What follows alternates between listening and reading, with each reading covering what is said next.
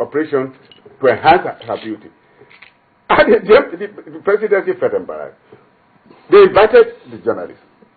And immediately they got in contact with us. And we went with them. They said, what this man has written, as far as they are concerned, is the truth. But if you think it is not, let us go to court and then test the veracity of the publication. Of course, that was the end of the matter. Even though the journalists were first of all detained, in which case we got them out. What the police invited them for was that there was a criminal publication, which is the part of a criminal code to today. Okay. And in the realm of that, because when you must look at offenses related to public disorder, and there are so many of them categorized here. If you publish a news item that is false in every material particular that can cause disharmony within the society, you cannot come and say and claim a right and say, well, I have the right to publish it, and then I want to damn the consequences. If you are damning the consequences, you must also be ready to face the criminal prosecution that will arrive from it. Okay, so that is no. If you know, there's always the element of knowledge. In this particular case. Yes, what are we expecting, sir? Yes, you see, there's what we call the press law. Under that press law, there are certain ground norms that you must follow as journalists whenever you have any material, either from the government or from an individual. You scrutinize it, and you first of all go on investigate what we call investigative journalism, to investigate the authenticity of that document. You have your contacts, you have your network, you have your tabs within that circle. You begin to look at the document, whether it tallies with the previous you have had, or the previous ones you have had, or maybe it's coming from a particular quarter for certain, for a protection of certain interests. Then you begin now to look at the story itself, whether it's something that will be of general interest, that will be of public interest. If you are in doubt, you should leave out. In this case, I think our colleagues knows better, and not until court affirms that, look, the document in question is authentic or otherwise, I don't think we can come round to say whether what the government has done or the police has done was right in the first instance or not. Okay, there's a question I would like to ask everybody here today.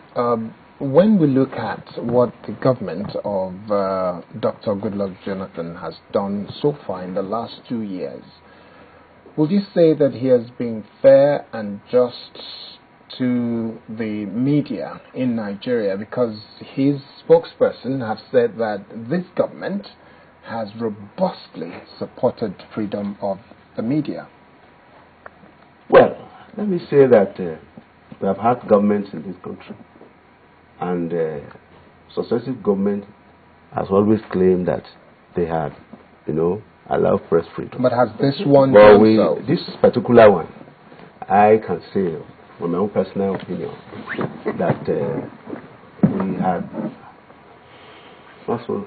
have not had it so bad. We've been trying to at least allow press freedom. You can see that it is only in this era we can say certain things, and they will subject it to public debate, and they will ask even journalists themselves to come and co-debate on such things. Unlike in the previous administrations, like I said, in the previous administration, I was a victim just because I published. So you're saying that this I'm still publishing today, and I know that there is no way I will offend certain interest, but nobody has come to harass me. So I will say, from my own personal,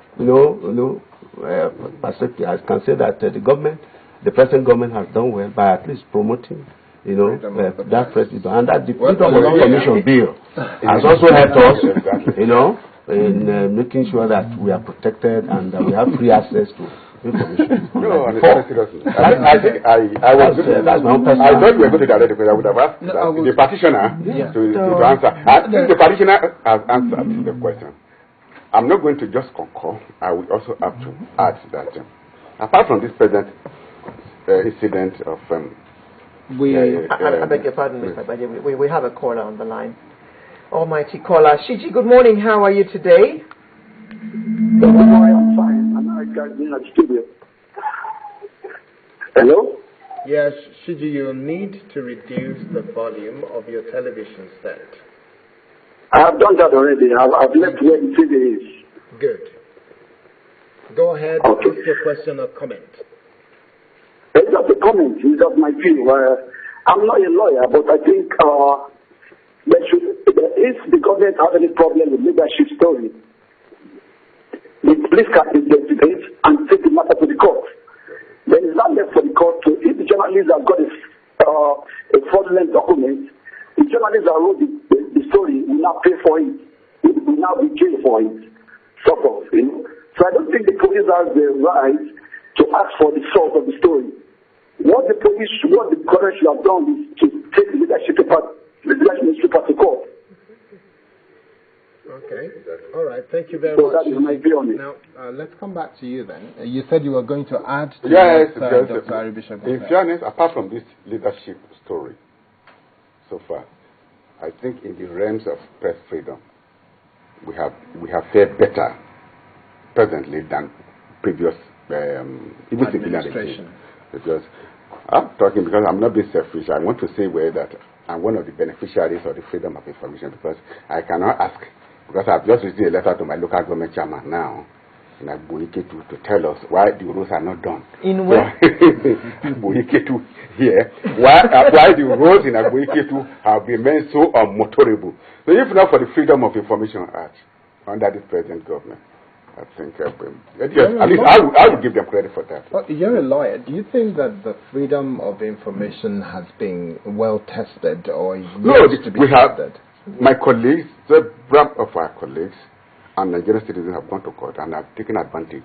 Otherwise, for instance, the CBN governor has been asked to come and tell us how much was realized and how much he has spent and how much he has realized from the EFCC in terms of the various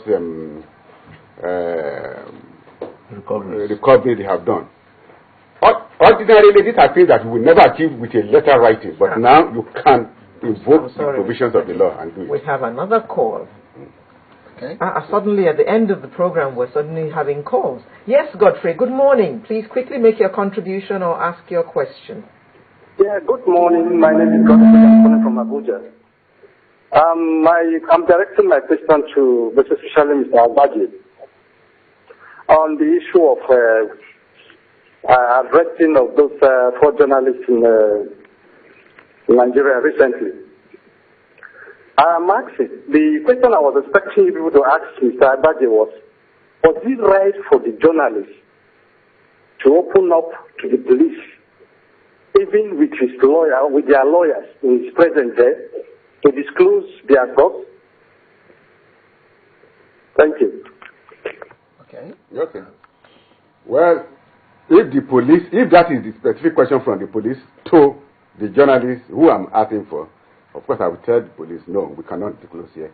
Take us to court, and then we will have a fee day in court. If the court now orders us that we cannot withhold our source of information, we will disclose. Otherwise, it is the duty of the state to convince the court that making us to disclose would be a further enhancement of democracy, and not only that our failure now not to disclose will endanger national security and or public interest, and on behalf of other people's interests that we need to disclose. So these are things the court will have to decide. The police cannot. But if a crime has been committed and the police are investigating that crime, not the source of information, but to say that, look, we have published so and so thing, those information are false and they have embarrassed the society, of course the police can investigate that. But for the police to come and tell us to disclose in the police station there, the police stations, there are no law courts. We go to court. Okay. So the police cannot. Yeah, to the question. Yeah, to the question and also your scorecard of what the federal government has done so far. Yeah, That's what I do. Well, first to the question, I agree. I agree totally that the police cannot force a journalist to disclose the source of information. Rather, they can go to court, and the state has to show why the disclosure will not endanger state security. That's the point. With respect to leadership newspaper, the police have not done that, and that's why I said it is wrong. They've taken a wrong move. Now, to the question of whether they do have the option of first calling in to as part of their investigation. Yes, they do have a right to I call them in and ask them questions. But not to detain them. They detain them for hours, even overnight.